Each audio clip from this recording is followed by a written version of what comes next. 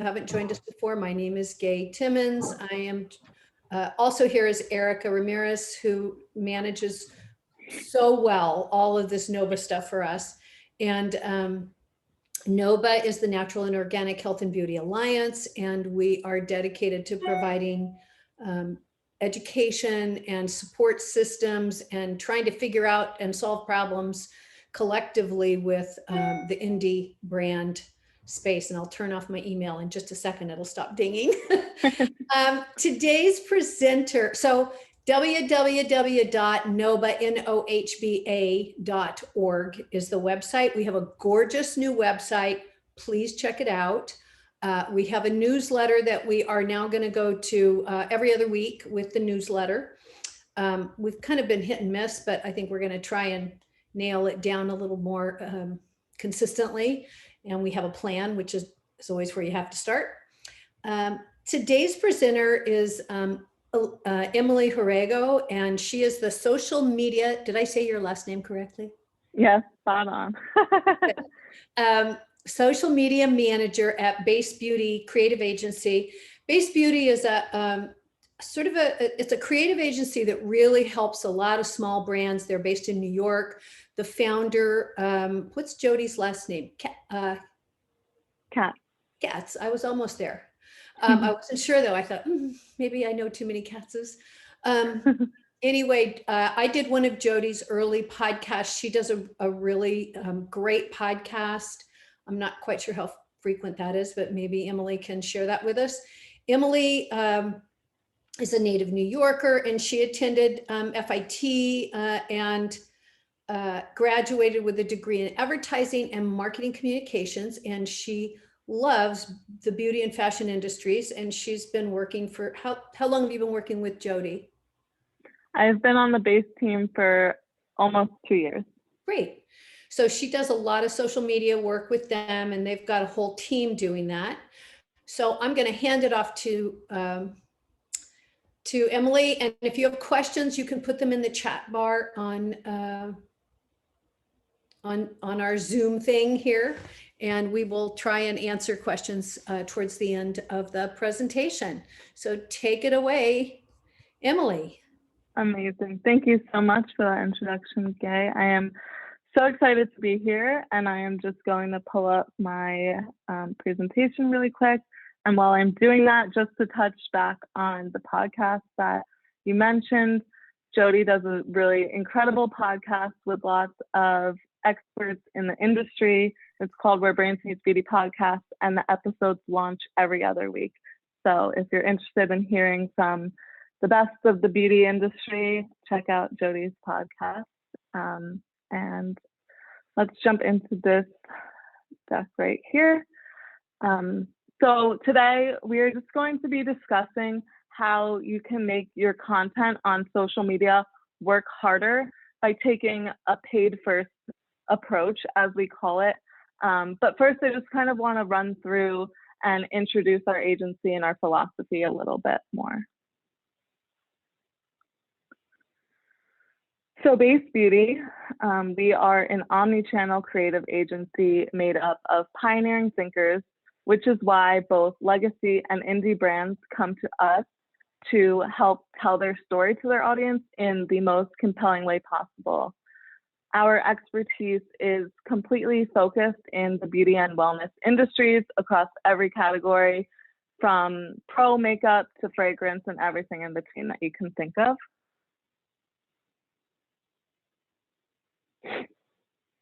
And we pride ourselves on being leaders in this industry. We're not followers.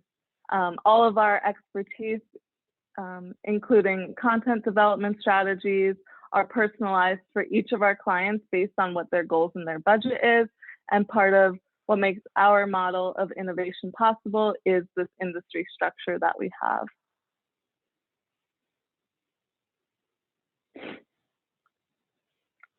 So we staff with 9 areas of expertise at Base Beauty, and they're all optimized for the best efficiency and workflow.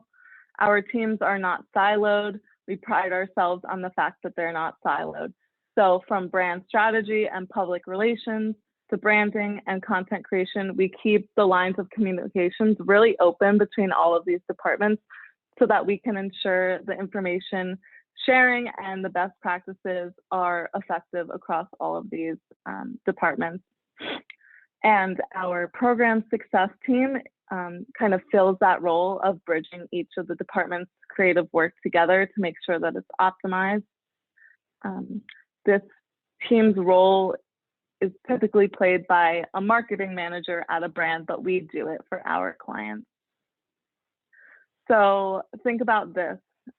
If we're developing creative for social, we know what that means. It's pretty simple to apply best practices to ensure the work looks right and works for the platform. But what about high-level strategic work? For us, the philosophy is one and the same. When we are working on social content creation, we want to think about this in a bigger, more strategic, more optimized way. So if we're creating something that's for TV, how can it also live in a YouTube ad? Or if our PR team is organizing an event or a partnership, we're thinking about how that can be leveraged to land on social media and in advertising. So we're asking ourselves these questions and creating assets that can solve for them. So with this in mind, every single piece of content we create is optimized in what we call a paid first approach. Every single post, every caption that we write, every story, everything is strategic. Nothing is arbitrary. There's no filler content, no fluff. Everything is serving a purpose. So as we move through this today, I want you to ask yourself, are you and your team just filling spaces because you have a marketing calendar that you need to fill up? Think about your content. Do you feel like it's sometimes being created just because there's a deliverable that you need to meet rather than serving your purpose and value in your KPIs? Are you creating content that is consistently leveling up your strategy?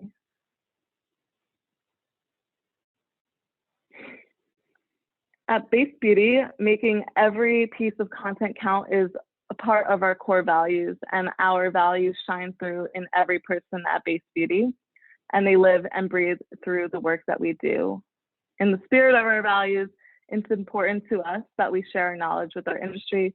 So I want to share some tips with you today about how you can level up your digital marketing efforts.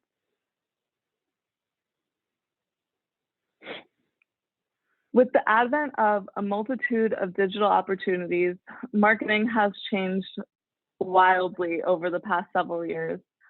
In 2020, digital advertising, especially social media, has really solidified itself as a must for the marketing mix for businesses. Companies are able to reach consumers in more ways than ever. Social media offers an increased touch point and increased information for these consumers. So you're already creating content, you're paying your photographers, you're enlisting designers, you're working with incredible educated influencers. How can we go deeper? Let's talk about how we can level up each piece of content that you're creating, whether the end goal is for it to live on organic or paid, because all of that content is serving your KPIs.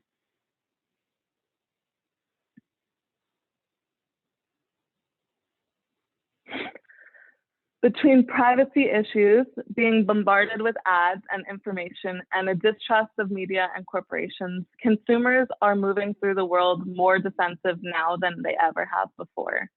As marketers, we can't just watch from the sidelines, we have to participate.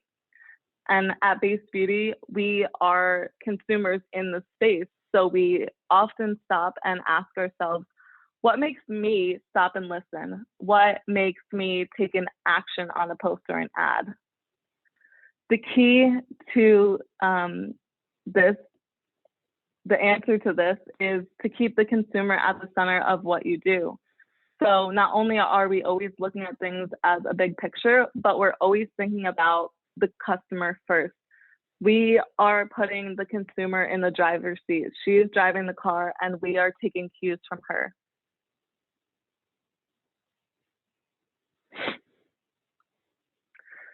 So in order to keep her at the center, we have to answer one very critical question for the consumer.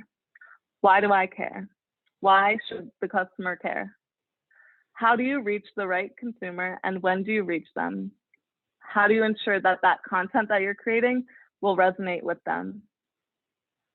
You have to build trust and show authenticity, and you can use social media content to create an emotional connection with that consumer, whether it's landing on organic or paid social.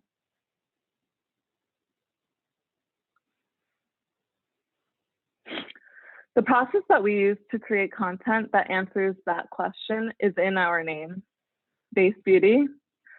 Base. We begin with insight building through social listening, benchmarking, and competitive analysis.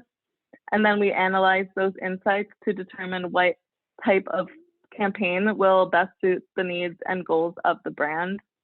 So we put our strategy into action through a team-wide brainstorm and then data-driven curation. And finally, we can execute the campaign on the pathway to purchase. So I'm going to take you through these 4 steps with examples of how B, A, S, and E are valuable in creating this paid-first content.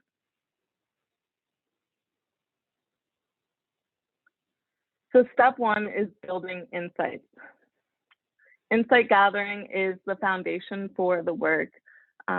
Combining social listening, labeling, benchmarking, and trend analysis provides insights that can be used to create effective content. And while these require a human touch and ear to the ground, they can also be aided by the use of tools like Falcon or Social Bakers or any other social listening platforms. Listening for particular topics through labeling and social listening and combining those insights with applicable trends help you to get into the mind of the customer, and whether they're meeting your brand for the first time in awareness ads or seeing an organic post on your feed that they may have been following for years.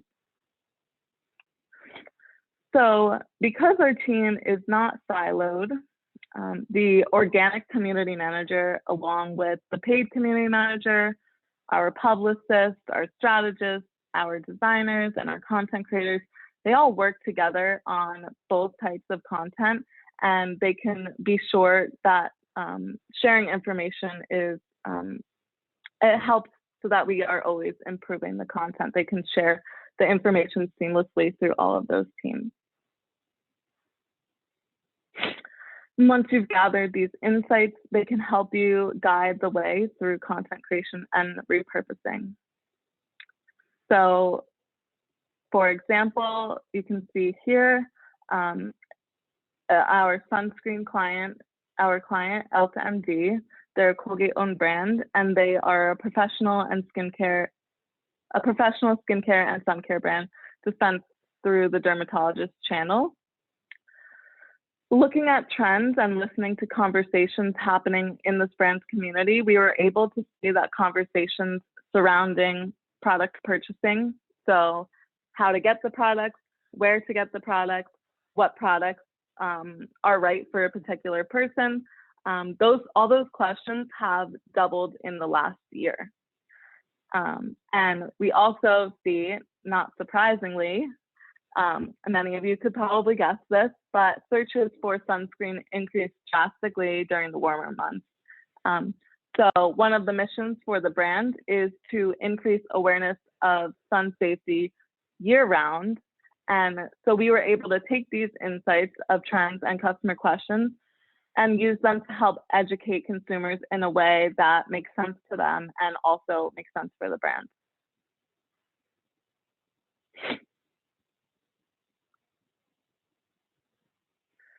So step 2, analysis. In this step, we're going to focus again on that same brand from step 1, Elta MD. Their customer is skincare obsessed, and they are getting their products from a brand that they trust, which is very important to them. So while she wants to get information about ingredients and confirmation from these professionals, the customer also wants to be entertained and have fun on social. So during this step, we analyze our findings and we compare the insights gleaned from social listening to those conversations happening in the greater social sphere and trending content. And we tie that into the brand to create an authentic content that resonates. So regardless of if it's ultimately landing on organic or paid.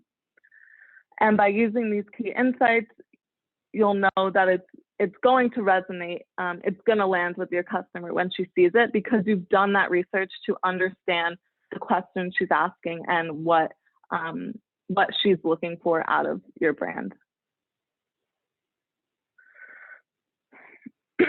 So with the customer insight in mind, we didn't just follow a popular visual trend. We thought of new ways to utilize and adapt it, and we also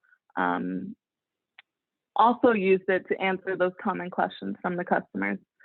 So these types of assets can be utilized for organic, boosting, and different social ads as well. If you create them with the right mindset, your customer will feel as though you're reading her mind wherever they find the content. So whether she found it because she's following the feed and she's scrolling her timeline, or she found it because it was promoted to her through another form, whether it landed in a story promotion, an ad on Facebook, however it landed with her, it is going to really resonate with her. So these digital hijacking examples here on the screen that we created proved to be top performers on Instagram because they helped build trust by educating and informing the customer, while also providing a fun way for the brand to play along on this digital trend. So while we want to educate audiences, we also want to do it in these like bite-sized moments so that it's easy for customers to digest the information. On the left here, the first example was celebrating a launch for the brand, and this had a 66% higher organic engagement rate than other posts. The second post, a simple, snappy video, was saved more times than 96% of the other content. And the third post, a press win that mimicked the style that you can see used in Instagram stories, garnered more profile visits than 99% of the content on organic.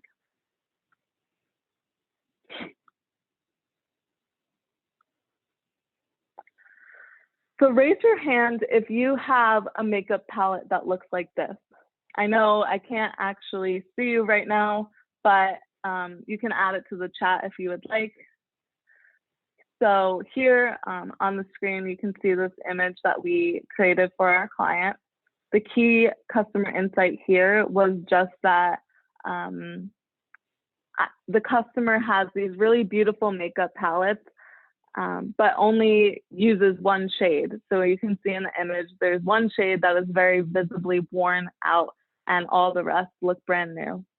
So the customer doesn't know how to use the full palette. She's just using one that she's comfortable with and not getting her money's worth out of the remainder of them.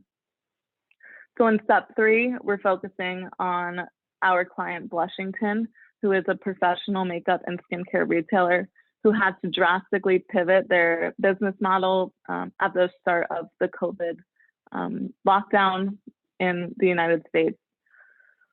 One arm of their business is focused on the professional makeup artists, and the other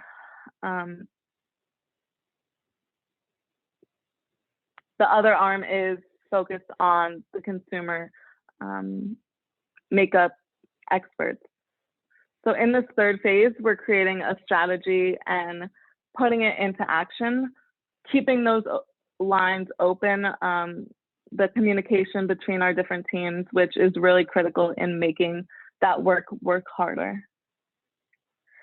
So information gathered from organic campaigns, social listening, stakeholder interviews, this all led us to that insight about the makeup palette, and we concepted this image that would resonate with the audience while helping drive customers to sign up for virtual makeup classes where they could learn to use that makeup that they already owned in a more effective way.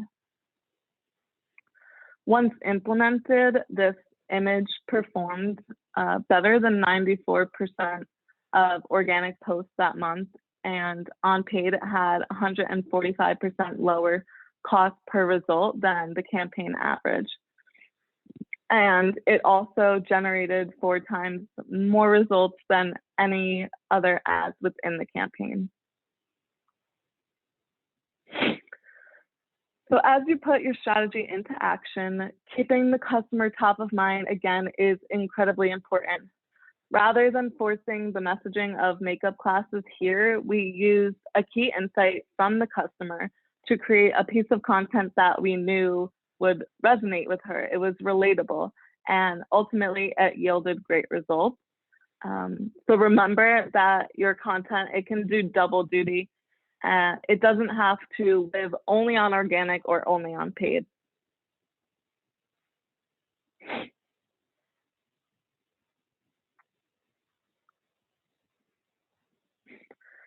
So step 4 is execution. In the examples here, we took insights about the customer and we combined that with the strategy to execute these highly effective video ad campaigns and create assets that could live on both paid and organic social media. So I'll just play this first video here. The first video was created for a 50-year-old natural beauty and skincare company. Their audience is clean beauty obsessed, and they love a natural, no makeup look. We put the content out there in the form of an awareness campaign for fans. We knew we're very passionate about castor oil. We brought the super fans out to play with this content, really. The fans were always there, but we invited them to our party. And not only did they show up, but they started having conversations, not even with the brand, but between themselves in the comments. They were interacting, they were answering each other's questions and discussing the different protocols, their tips and tricks for applying this product. And we were able to monitor that. You know, the antenna is always up. We're always monitoring and listening for insights, even at stage 4. The conversations happening in the comment section gave us the insights that we needed to make the ad even more effective. And then we were able to revise it and reiterate it for even better results.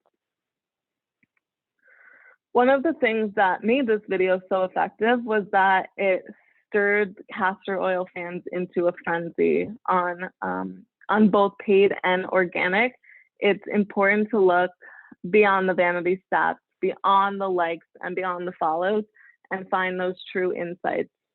So here we saw tons of post engagements, but what we loved was seeing that over 2,000 shares, and seeing that high number of shares shows that the content is resonating with people in a way that makes them want to share it and pass it along to their friends, and that helps amplify our message. The next video, the second video here, was created for a luxury green and clean beauty brand that typically focuses more on makeup and less on skincare. And we needed to create something that would resonate with their customer who loves green beauty, but still desires an experience that's luxurious, that she would get with those other brands. And so here, showing her texture worked wonders on organic. We were able to take that insight and turn it into a paid video where we got amazing results. This ad had the highest success they'd ever had for a skincare campaign, with a return of ad spend of over 31. While these results are impressive, they're totally possible and within reach by being truly in tune with what's on the consumer's mind, from photography to designs to captions. by truly listening to the customer and audience, brands are they're able to create campaigns that speak to her whenever she finds the content, wherever she finds the content, whether she's finding it on her Instagram feed, from a Facebook ad, etc. Wherever it lands for her, she's gonna really resonate with it. So while you joyously celebrate seeing your hard work on social, as I do many times, I am constantly keeping an eye out for these insights and being sure to set up this effective testing. So we label organic posts that allow us to track how the creative is affecting the overall program. We closely monitor with our community managers on both paid and organic, and we examine beyond the vanity stats for things like shares, saves, website clicks, and comment content. So these statistics, they're much more telling than likes are, than followers are. These numbers are showing you that people are interested in the brand, that they're sharing it with their friends, they're saving it to go back and look at it again. They are clicking onto the website. Those are much more critical in measuring success.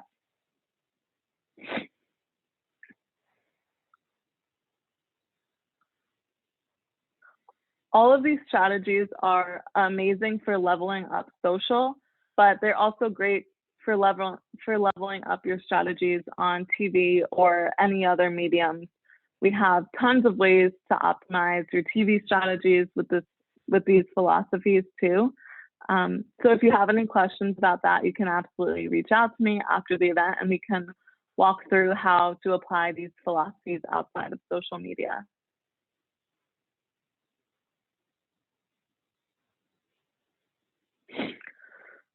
There are so many complexities in the world of paid and organic social, and we really didn't even brush on the surface of content repurposing, targeting and retargeting, the different types of ads or testing.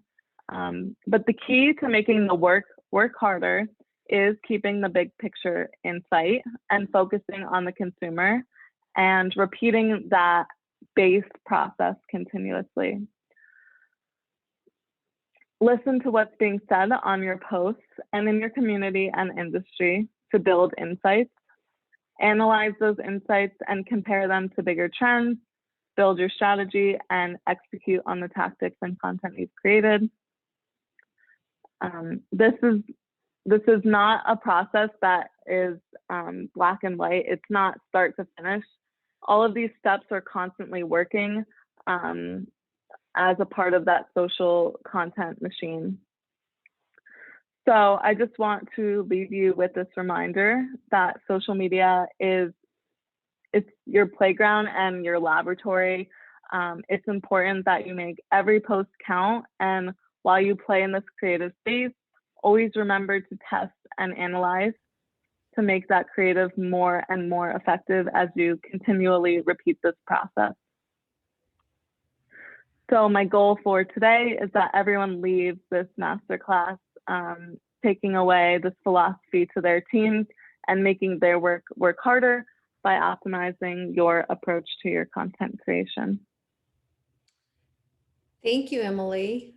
Thank if you. anybody has questions, pop on and ask away.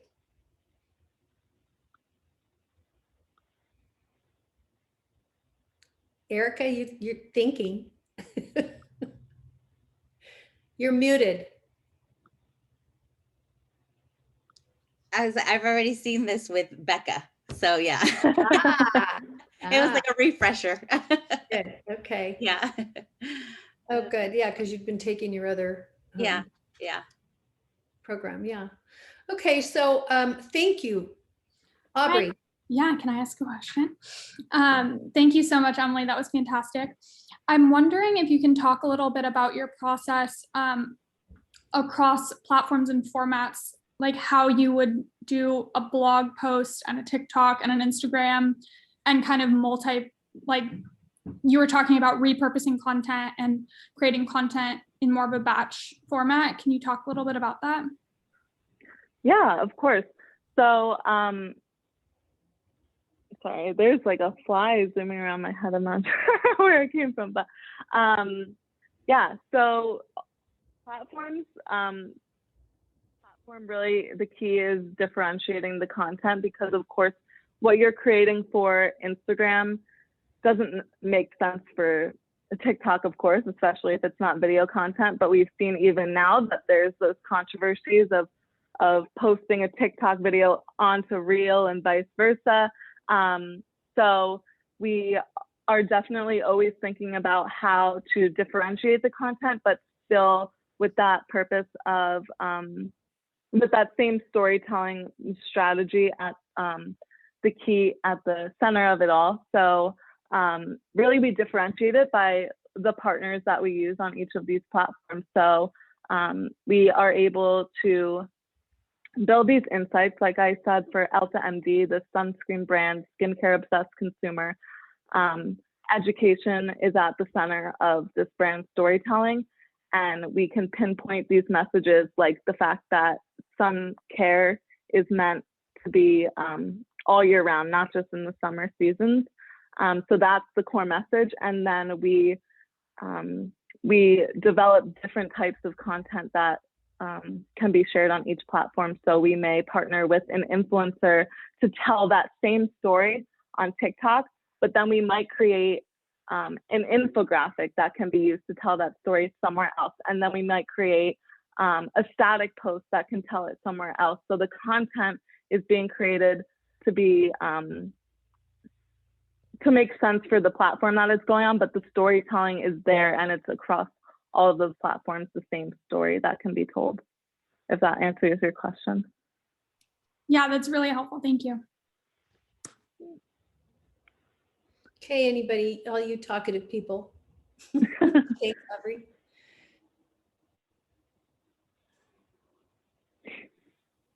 I have a question. Sure. I could ask. Okay, so things are changing so quickly in the industry these days. What's good today was not good a year ago, certainly was not good 3 or 4 years ago. And I'm someone who was very involved 3, 4, even 5 years ago. And things have changed so quickly. I'm sitting here and I'm watching and I'm listening very intently and closely to what you're saying. And I'm saying, gosh, this has changed so fast. I don't even know where to start anymore. So somebody who's very much a novice, like me, brand owner or manager, somebody who's getting into it or getting back into it, where the heck do we start? What we want to start to approach the social side of marketing within an organization, but we don't know where to start. Do we start with a story? Do we start with an agency? Do we start by going out and hire an influencer? Where do we get going? That's a great question. And you're absolutely right. I mean, the industry is constantly changing. Think about where we were this time last year, March 2020. It was already a completely different world. In the past few months of 2021, we've already seen these new platforms like Clubhouse pop up, newness, Instagram developing features to compete with these platforms like TikTok, and expanding IG or Instagram Live, so now they can compete with Clubhouse. Like, it is constantly going, and we are constantly monitoring these updates and researching just how to implement them in our social strategies. And I think that the key is to not put all your eggs into one basket. So when you're starting out, tons of brands rely on Instagram, and Instagram right now, they are leading the way. You know, Facebook and Instagram, they're owned, you know, they're the same company. And they're very useful tools, but you don't want to put all your eggs in one basket. Social media is not reliable. Things are constantly changing. Instagram's here today, it could be gone tomorrow. But that being said, it's still a great tool to utilize. And I recommend just starting by focusing on an organic strategy with a paid first mindset. So as you're building out this organic content, the storytelling that you can do through just posts on your brand account, when you're developing it with paid first, then it's created and can be used down the line in a paid strategy. Boosting is a great way to get your foot in the door with paid. Boosting is very easy to do, and it's a bit less complicated than running a social media ad. Emily, explain Sure. Kurt what boosting is. Sure. So boosting is a great way to build awareness of your social media platform at a very minimal cost, really, compared to other advertising and marketing. So you can post your content organically, and then through Instagram, you can boost it and choose the demographics that you want that content to reach, and it can allow them, it helps that build awareness and reach new people to follow your account. It's not terribly expensive, Kurt. It's Correct. like $20 a week or something like that. Yeah, you can kind of choose your price range and your the length of your campaign and stuff for each post that you boost, but it is a great affordable way to build that awareness on social when you're starting out. My goal is to be the world's oldest expert in Instagram. I'm not going to argue with that.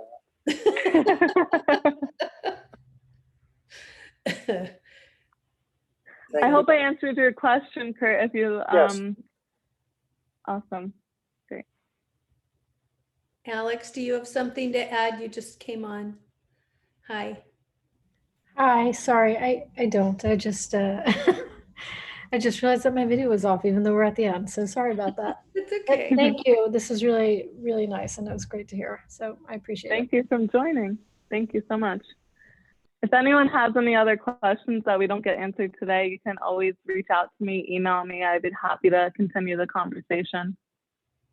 Thank you. Okay, well then I thank you for being so well organized and having that lovely presentation.